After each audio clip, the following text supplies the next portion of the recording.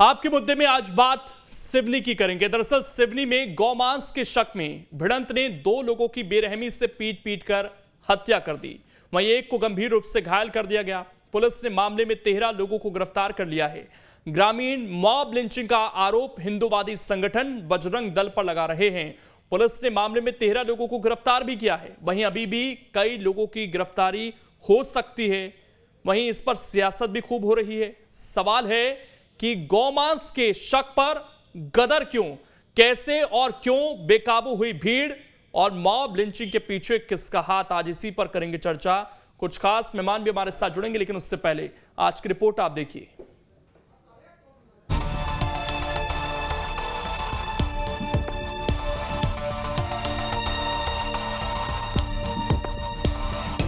देश के शांत प्रदेश में गिने जाने वाले मध्य प्रदेश में ये क्या हो रहा है। मामूली शक में भीड़ किसी की हत्या करने से गुरेज नहीं कर रही, यानी कि भीड़ तंत्र बेकाबू होती जा रही है। ताजा मामला सिवनी का है, जहां भीड़ तंत्र ने गौमांस के शक में 3 लोगों की जमकर पिटाई की। गौमांस की तस्करी के शक में भीड़ ने पिटाई की। 2 लोगों की मौत, एक गंभीर रूप से घायल। 54 साल के धान शाह, 60 साल के संपत बट्टी की मौत। हत्याकांड में बजरंग दल के लोगों के शामिल होने का आरोप। पुलिस ने मामले में कई लोगों को किया गिरफ्तार। कुरई थाना के सिमरिया गांव की घटना। अचानक ही आ गए, ऐसे घर पे सोए थे माँ के साथ। वजह अब अचानक मारने लगे। अब बीच में आए, माँ को मारने लगे, पूरा फाड़ फोड़ कर दिए ब्लाउज। मारने वाले कौन थे? बजरंग दल वाले थे, 20-25 थे। बजरंग दल वाले गए, वो 25-30 लोगों ने इनको तुम्हारे सामने मारे जी। क्या करते, अब बोले बीच में नहीं आओ। हालांकि मॉब लिंचिंग की इस घटना के बाद प्रशासन हरकत में है। पुलिस ने मामले में 13 लोगों को गिरफ्तार कर लिया है। अभी और गिरफ्तारी की संभावना बनी हुई है। साथ ही पीड़ितों को आर्थिक मदद का आश्वासन भी दिया गया है। 13 लोगों की गिरफ्तारी हो गई है। आरोप ये है कि गौवंश परिवहन के क्रम में उनके साथ मारपीट की गई थी और पुलिस को सूचना मिलने पर हॉस्पिटल ले जाया गया था, जहां उनकी मृत्यु हुई। मॉब लिंचिंग की इस घटना में पुलिस अपना काम कर रही है, लेकिन सियासत भी गर्मा गई है। पूर्व सीएम कमलनाथ ने ट्वीट कर बीजेपी पर निशाना साधा। उन्होंने लिखा, शिवराज जी, आपकी सरकार आगामी चुनावों को देखते हुए पिछले कुछ समय से जनजातीय वर्ग को लुभाने के लिए इन महापुरुषों के नाम पर करोड़ों रुपए खर्च कर भव्य आयोजन इवेंट कर खुद को इस वर्ग का सच्चा हितैषी बनाने में लगी है। लेकिन बेहतर हो कि इन इवेंट आयोजनों की बजाय आप आज जनजातीय वर्ग को पर्याप्त सम्मान और सुरक्षा प्रदान करें। आपकी सरकार में ये वर्ग आज सबसे ज्यादा असुरक्षित है। इसके साथ ही प्रदेश में दमन और उत्पीड़न की घटनाएं रोज घट रही हैं। सिवनी जिले में किस प्रकार आदिवासी वर्ग के 2 लोगों की बर्बर तरीके से पीट पीट कर हत्या कर दी गई। आरोपियों का जुड़ाव बीजेपी और उसके संगठनों से सामने आया है। ये वर्ग आज दिखावे के आयोजन की बजाय खुद की सुरक्षा की गुहार लगा रहा है। इसके पूर्व भी हमने प्रदेश के कई हिस्सों में इस वर्ग के साथ घटित दमन और प्रताड़ना की घटनाएं देखी। सिवनी की घटना के कुछ आरोपियों को बचाने का प्रयास किया जा रहा है। ऐसी शिकायतें हमें निरंतर मिल रही हैं। इन आरोपियों पर आखिर आपका बुलडोजर कब चलेगा? मैं सरकार से मांग करता हूं कि इसके दोषियों पर कड़ी से कड़ी कार्रवाई हो, पीड़ित परिवारों के साथ न्याय हो, उन्हें पूर्ण सुरक्षा मिले, उनकी हर संभव मदद हो, इस घटना की सीबीआई जांच हो। विपक्ष के सरकार पर हमले के बाद बीजेपी नेताओं के बयान सामने आ रहे हैं। बीजेपी नेता कैलाश विजयवर्गीय ने घटना की निंदा की है। साथ ही इसे सरकार को बदनाम करने की साजिश करार दिया। उन्होंने कहा कि घटना के सभी दोषियों के खिलाफ सरकार सख्त से सख्त कार्रवाई करेगी। इस प्रकार की कोई भी घटना हो उसकी निंदा होना चाहिए और मैं समझता हूं कि law and order Madhya Pradesh का बहुत अच्छा है। बाकी इस प्रकार की घटनाओं से कई बार शासन प्रशासन दोनों की बदनामी होती है। सावधान रहने की आवश्यकता है। शासन प्रशासन घटना पर एक्शन में है। पीड़ितों को जहां राहत देने की कोशिश हो रही है, वहीं आरोपियों पर कार्रवाई शुरू हो गई है। सवाल है कि शर्मसार करने वाली इस घटना पर कब ब्रेक लगेगा? क्या प्रदेश सरकार ऐसी सख्त कार्रवाई करेगी जो अन्य घटनाओं की तरह लोगों के लिए उदाहरण बन सके? Team news state. और चर्चा करने के लिए 3 खास मेहमान इस वक्त हमारे साथ जुड़ गए हैं। सबसे पहले परिचय करा देता हूं। डॉक्टर सत्यप्रकाश शर्मा जी हैं, वरिष्ठ पत्रकार हैं। उमेश शर्मा जी हैं, प्रवक्ता हैं बीजेपी के। और आनंद जाट जी हैं, प्रवक्ता हैं कांग्रेस के। आप तीनों का बहुत बहुत स्वागत है। उमेश शर्मा जी, क्या हो रहा है मध्य प्रदेश में? क्या भीड़ तंत्र का राज कायम हो रहा है यहाँ पर? जिस तरीके से केवल शक के आधार पर 2 लोगों की पीट कर हत्या कर दी गई? नहीं, समाज का यह अमानवीय चेहरा जो है वो दहला देने वाला है और दहशत पैदा करता है। और केवल मध्य प्रदेश में ऐसा नहीं हो रहा है, अन्य राज्यों में भी इस प्रकार के घटनाक्रम घटते हैं। और मुझे लग रहा है कि समाज का ये जो डरावना चेहरा सामने आ रहा है, इसके लिए सभी को सतर्क रहने की आवश्यकता है। अभी आप देखेंगे कि पिछले नवंबर दिसंबर की घटना है, चित्तौड़गढ़ के अंदर बिलखेड़ा गांव में लगभग इसी प्रकार का घटनाक्रम दोहराया गया था। राजस्थान के अंदर जहां पर कांग्रेस पार्टी की सरकार है, मैं कांग्रेस भारतीय जनता पार्टी की बात नहीं कर रहा हूँ, क्योंकि लोकेन जी आपने कहा कि मध्य प्रदेश में क्या हो रहा, तो मैं केवल 2-3 संदर्भों को उद्धृत कर रहा हूँ कि राजस्थान में भी घटना घटी, बिल्कुल यही घटना थी। 2 आदिवासी मारे गए, इसी तरह 9, 10, 12 लोगों ने मिलकर उनको मारा है। आरोप उन पर भी यही था कि वो गोकशी कर रहे थे, गोमांस को ले जा रहे थे। इस प्रकार की जो घटना है वो नहीं होना चाहिए। सरकार ने तत्काल कार्रवाई करी है, जैसे ही घटनाक्रम संज्ञान में आया है, आरोपियों को रेस्क्यू करा गया, उनको गिरफ्तार करा गया है। जो पीड़ित परिवार था, धनसाई जी के बच्चे को भी नौकरी दी गई है, जिसका नाम जयप्रकाश है, और जो दूसरा मृतक परिवार था, जो दूसरे मृतक है सीताराम जी, उनकी बिटिया सुनीता को नौकरी दी गई है। 8,25,000 की दोनों जो परिवार है उनको आर्थिक सहायता भी दी गई है।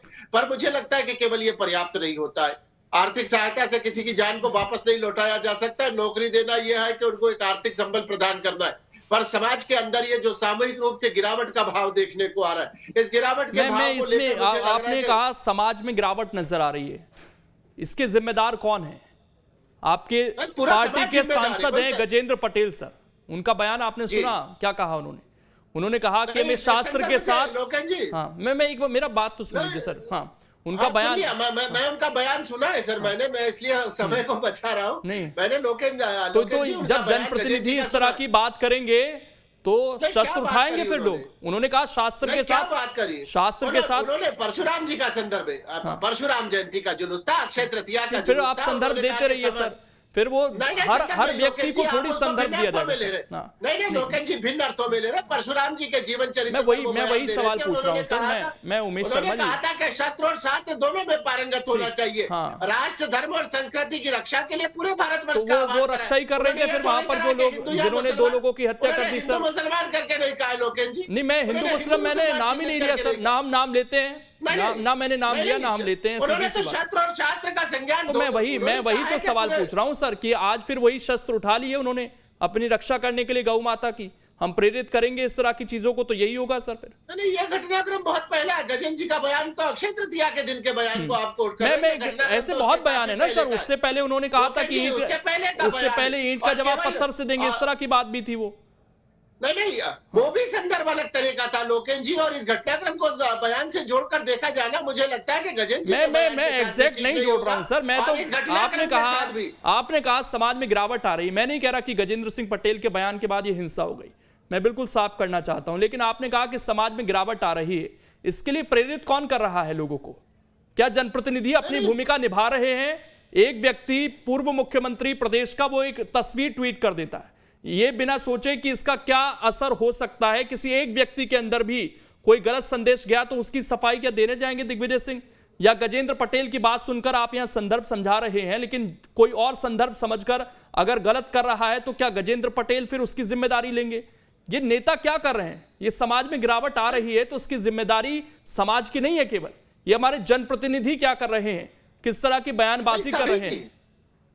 लोकेन जी, ये सभी का सामूहिक उत्तरदायित्व होता है। जब हम समाज का शब्द उल्लेखित करते हैं तो समाज के अंदर सारे लोग शामिल होते हैं। उसमें दलित भी है, उसमें किसान भी है, उसमें राजनेता भी है, उसमें शिक्षक भी है, उसमें पत्रकार भी है, उसमें गृहिणी भी है। समाज का मतलब होता है कि व्यापक अर्थों में समाज का मतलब होता है कि सामूहिक रूप से एक नागरिकों का ऐसा समूह जो सभ्यता के अंदर निवास करना चाहिए। समाज का अर्थ यही होता है, और उसमें नेताओं को कोई अतिरिक्त सदाशयता नहीं दी जा सकती है। और इस प्रकार के जो भी नेतागण बयान देते हैं, वास्तव में उनको संयम बरतना चाहिए और उनको ये जिम्मेदारी का भान रखना चाहिए कि वे चुने हुए जनप्रतिनिधि, समाज जो है उनको नेतृत्व करने का अवसर प्रदान करता है और उनसे प्रभावित होता है। तो मैं आपकी इस बात से सहमत हूं कि सभी लोगों को संयम बरतना चाहिए और इस प्रकार के घटनाक्रम का दोहराव नहीं होना चाहिए। ये जो भी कुछ घटनाक्रम घटा है वास्तव में विभत्स है, और मुझे लग रहा है कि किसी भी सामान्य नागरिक के दिल को दहला देने वाला घटनाक्रम है। लोकेन जी, आनंद जाट जी, क्योंकि उन्होंने आपका भी जिक्र कर दिया, राजस्थान का भी जिक्र कर दिया वहां पर,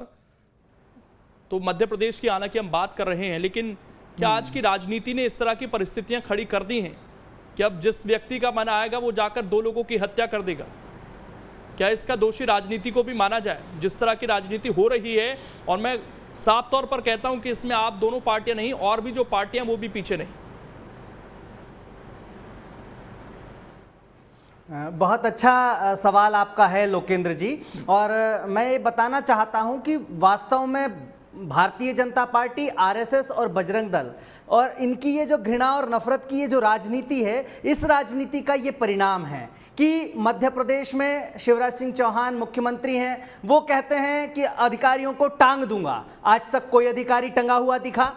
हालांकि मुझे इन शब्दों पर ही आपत्ति है, ये किसी भी संवैधानिक पद पर बैठे व्यक्ति के व्यक्तित्व को शोभा नहीं देते हैं। 10 फीट गहरे गड्ढे में डाल दूंगा माफियाओं को, वो नहीं मिलते हैं। लेकिन नेमावर में आदिवासी भाई बहन जो हैं वो गहरे गड्ढे में 10 फीट में मिलते हैं।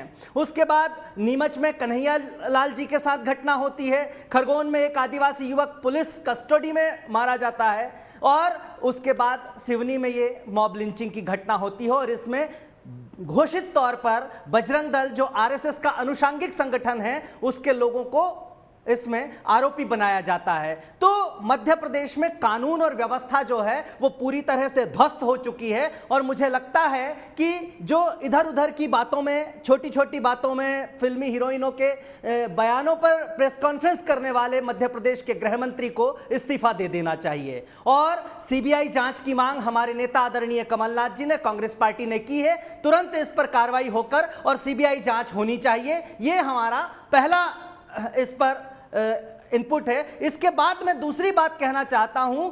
2019 की बात है, 15वें वित्त आयोग के अध्यक्ष डॉक्टर एनपी सिंह भोपाल आते हैं, और उन्होंने मध्य प्रदेश के सचिवालय में एक प्रेस कॉन्फ्रेंस ली थी, और उसमें कहा था कि मध्य प्रदेश में 2003 से अब तक बहुत सारा ऋण लिया गया है, लेकिन मध्य प्रदेश में उस ऋण की राशि को हम ह्यूमन डेवलपमेंट इंडेक्स पर काम करने के तौर पर ट्रांसफर नहीं कर पाए हैं। यानी कि शिक्षा, स्वास्थ्य और रोजगार जैसे मुद्दों पर उसको ट्रांसफर नहीं कर पाए। दरअसल ये कानून व्यवस्था का मामला है, और कानून और व्यवस्था का मामला केवल जो है पुलिस और प्रशासन का मामला नहीं है। यहाँ पुलिस का राजनीतिकरण, प्रशासन का राजनीतिकरण का भी मामला है। ये भारतीय जनता पार्टी का दोगला चरित्र है जो गोवा में कहती है। आगे बढ़ता हूं, उसमें राजनेताओं की कितनी जिम्मेदारी? भारतीय जनता पार्टी एक ही पार्टी की जिम्मेदारी है सारी। लोकेंद्र जी, क्या आप भारतीय जनता पार्टी को राजनीतिक दल नहीं मानते?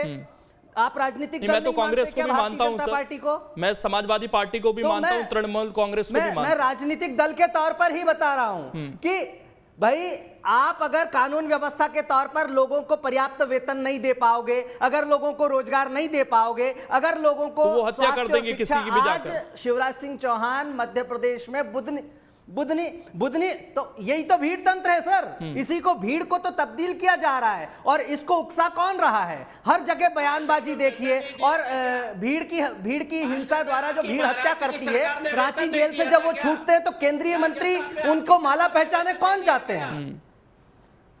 ठीक, मैं आ रहा हूं। नहीं, आप देखिए, थोड़ी सी सभ्यता रखिए। आप जो है, आपके समय में बोलिएगा, मेरी बात पूरी हो जाने दीजिए। तो जयंत सिन्हा जी जो हैं वो केंद्रीय मंत्री, मॉब लिंचिंग के आरोपी जो जेल से छूट कर आए थे, उनको माला पहनाते हैं। तो ये क्या दर्शाना चाहते हैं? निश्चित तौर पर लोकेंद्र जी, आपने कहा है राजनीति का पन, लेकिन भारतीय जनता पार्टी और आरएसएस की राजनीति ही घृणा, नफरत और हिंसा पर आधारित है। हाँ, वो जो एक गलत ट्वीट होता है, पिक्चर गलत ट्वीट होती है, वो उससे सद्भाव बढ़ता है समाज के अंदर। ठीक है, मैं आ रहा हूं आपके पास।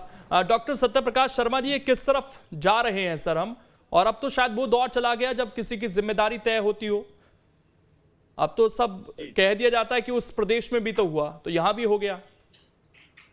देखिए लोकेश जी, आपको एक चीज बताऊं, आदिवासी जो समाज है, न केवल मध्य प्रदेश बल्कि पूरे देश का, भारत के मूल निवासी हैं और हमारी संस्कृति के सबसे बड़े संरक्षक हैं, जिस कल्चर की कहीं ना कहीं भाजपा बात करती है।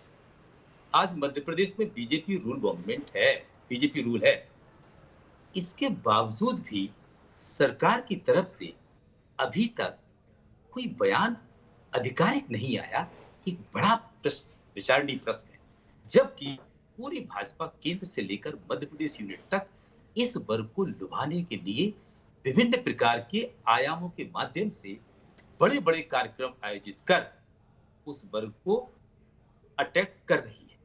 लेकिन मैं ये समझता हूं कि राइट विंग यानी कि ना केवल, जैसा कि पुलिस स्टेशन कुरई के एसएचओ ने कहा है कि जो 13 अरेस्टेड लोग हैं उनमें से 6 श्री राम सेना के और 3 बजरंग दल के, उसका खुद का बयान है।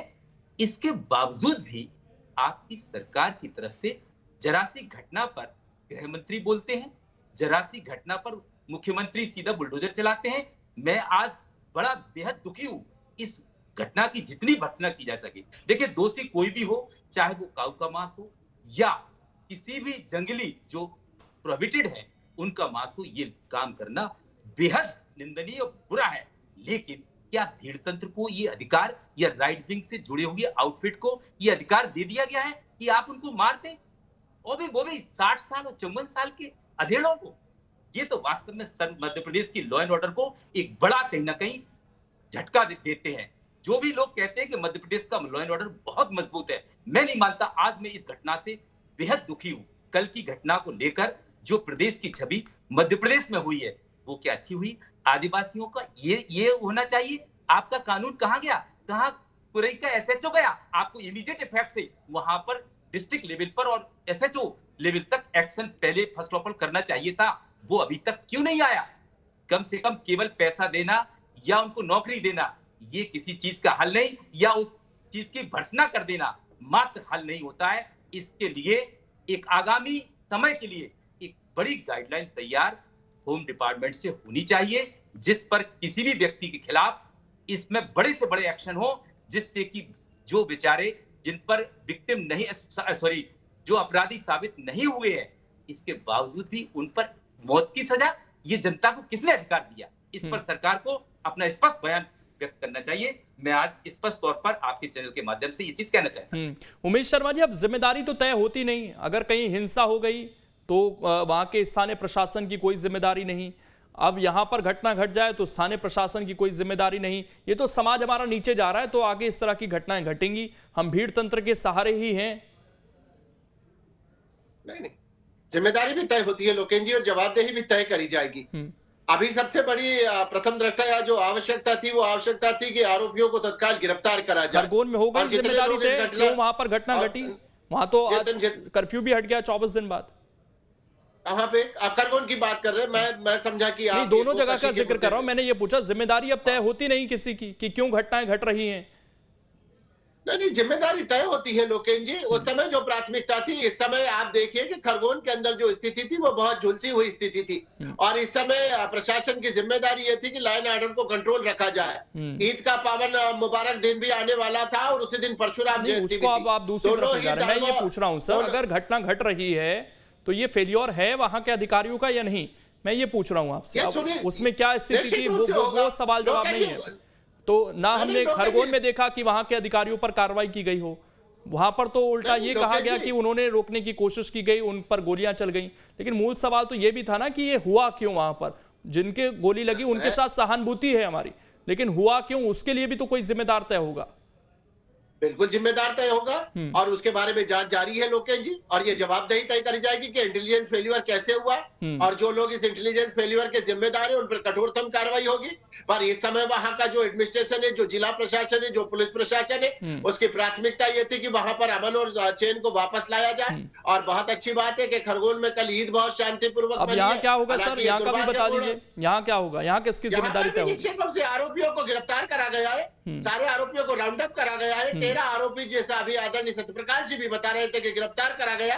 और मैं आपको आश्वस्त करता हूं कि किसी भी संगठन से जुड़े होंगे ऐसे अधिकार जो भी जिन्होंने जिम्मेदार। बुलडोजर की मांग भी कर रही है कांग्रेस पार्टी। कमलनाथ ने कहा कि बुलडोजर नहीं चला, चल जाना चाहिए था। की आवश्यकता होगी तो बुलडोजर भी चलेगा। इसमें आवश्यकता है? आपको लगता है इतना घिनौना कृत्य हुआ है जिसका जिक्र आपने शुरू में खुद किया? आपने खुद कहा कि ये बहुत क्रूर चेहरा है, तो इसके लिए तो सख्त जरूरत है सर। निश्चित रूप से क्रूरतम चेहरा है। जिन लोगों के नाम प्रथम दृष्टया सामने आए हैं जिन लोगों के नाम प्रथम दृष्टया सामने आए उनको राउंड अप करा गया है। वो लोग उसमें संलिप्त है या नहीं है, ये 1-2 दिन में पूरी तरह से स्पष्ट हो जाएगा। पर जितने भी लोगों के नाम बताए गए हैं, जितने भी लोगों के, उन सारे लोगों को गिरफ्तार करा गया। वो चाहे कितना भी रसूखदार होगा, कितना भी प्रभाव वाला होगा, किसी भी संगठन से जुड़ा हुआ होगा, उसको इस बात के आधार पर तो कोताही नहीं दी जाएगी कि वो फला संगठन से जुड़ा हुआ है। अपराधी केवल अपराधी है। और ये तो इनको शय कौन दे रहा है? जो इतने समाज के ठेकेदार बन गए हैं हमारे, ये इनको शय कौन दे रहा है? ये स्वयंभू हो गए हैं। इन स्वयंभुओं की कमर को तोड़ा जाएगा। इनकी पीढ़ियां याद करेगी, इनके साथ ऐसी दंडात्मक कार्रवाई होगी। लेकिन आरोप तो ये लग रहे हैं कि आपके नेता खुलकर इसकी भर्त्सना नहीं कर पा रहे। कार्रवाई कैसे होगी सर? कोई खुला स्टैंड नहीं दिख रहा है इस मामले को लेकर, जिस तरीके से और मामलों पर दिखता है स्टैंड, इस पर तो नहीं दिखा उस तरीके से खुलकर स्टैंड। अरे मुझे लग रहा है कि पूरी भारतीय जनता पार्टी ने 100 रुपए इस घटनाक्रम की निंदा करी है। वहां के हमारे स्थानीय जनप्रतिनिधियों ने करी है। मध्य प्रदेश भारतीय जनता पार्टी के प्रदेश अध्यक्ष जी ने इस घटना को जो है बर्बरतम करार दिया है। और मुझे लगता है कि अगर प्रदेश अध्यक्ष का वक्तव्य आ गया है तो ये माना जाना चाहिए कि भारतीय जनता पार्टी के संगठन का सर्वोच्च जो हमारे अधिकारी है, प्रदेश अध्यक्ष ने इस घटनाक्रम की निंदा करी है और इस बात की वो स्वयं चिंता कर रहे हैं। गृह मंत्री ने स्वयं सारे घटनाक्रम की जानकारी ली है। तो मुझे लग रहा है कि आरोपियों को तत्काल गिरफ्तार करा गया है और पुलिस की उनको जब पेश करा जाएगा, उनका रिमांड भी मांगा जाएगा। और जिस तरह का पुलिसिया व्यवहार होता है और सारे घटनाक्रम की जो तफ्तीश है वो ईमानदारी पूर्वक की जाएगी और फास्ट ट्रैक कोर्ट में चलाया जाएगा। उमेश शर्मा जी एक सवाल और है सर। हम पूरा डेटा दिखा रहे हैं, मॉब लिंचिंग की जो घटनाएं हुई हैं सिलसिलेवार तरीके से, और मध्य प्रदेश में डेटा ये बता रहा है बहुत तेजी से घटनाएं बढ़ रही हैं। हम स्क्रीन पर भी लगातार दिखा रहे हैं एक एक घटना को। तो ये आपने कहा कि समाज का स्तर नीचे जा रहा है, इसको ऊपर लाने के लिए कुछ किया हमने? निश्चित रूप से ये सबका सामूहिक उत्तरदायित्व बनता है।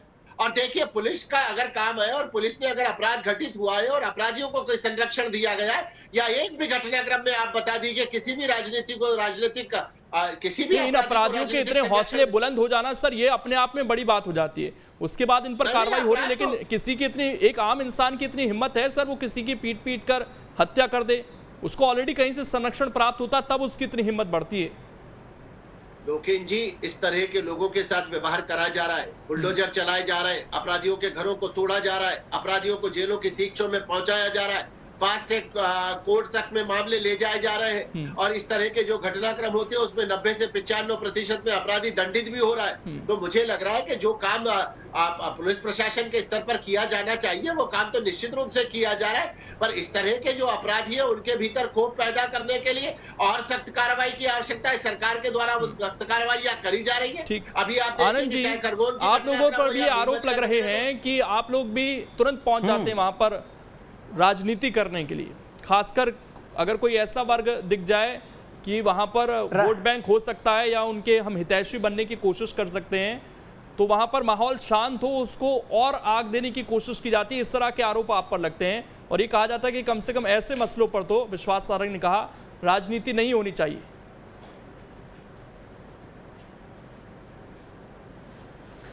देखिए, दो चीजें कहना चाहूंगा। एक तो चाणक्य ने कहा है कि अगर आप वाकई में किसी के हितैषी हैं तो वो शब्दों के जमा खर्च से नहीं दिखता है बल्कि कार्यों में दिखता है। भारतीय जनता पार्टी आदिवासियों के हितैषी होने का ढोंग करती है और बदले में नेमावर मिलता है, बदले में सिवनी मिलती है, बदले में नीमच मिलता है, बदले में खरगोन मिलता है। लेकिन और दूसरी बात यह है कि ये ट्रेंड भी भारतीय जनता पार्टी ने शुरू किया है कि विपक्ष जब भी कुछ रचनात्मक काम करे, अगर कमजोरों को शक्ति देने का काम करे, अगर सिवनी में जाकर पीड़ितों से मिले, तो वो कहते हैं कि इस पर राजनीति नहीं होनी चाहिए। अगर महात्मा गांधी ने एक बार राष्ट्रीय स्वयंसेवक संघ और हिंदू महासभा और जनसंघ को यह कह दिया होता कि ये देशद्रोही है, तो मैं ये मानता हूं कि आज भारतीय जनता पार्टी का कोई अस्तित्व, के साथ आप सभी का शुक्रिया और जुड़ने के लिए और इस डिबेट का हिस्सा बनने के लिए। लेकिन भीड़ तंत्र को काबू करना बहुत जरूरी है और पुलिस को भी यहां पर सख्त एक्शन लेकर एक संदेश देना होगा। छोटा सा ब्रेक, खबरें लगातार जारी हैं।